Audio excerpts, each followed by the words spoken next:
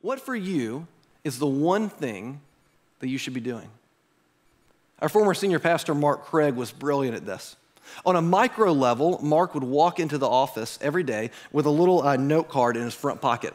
And it would just have 3 to 5 things that he knew that he needed to do that day.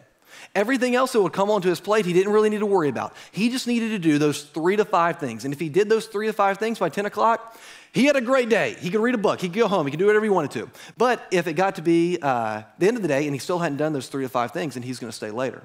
On a macro level, Mark was also brilliant at this. Mark had 3 things as the senior pastor of the church that he knew that he just needed to get done.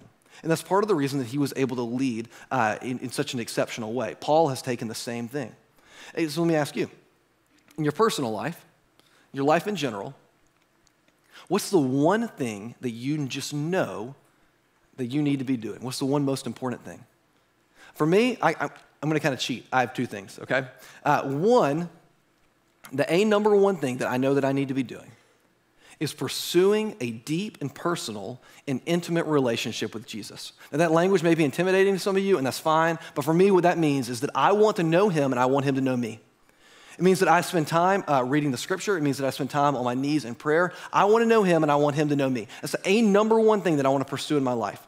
And then the number 2 thing is that I want to pursue an intimate and personal relationship with my wife, Amy. I want to do those 2 things. And here's the thing. If I'm just doing those 2 things, do you know how many other things fall into place?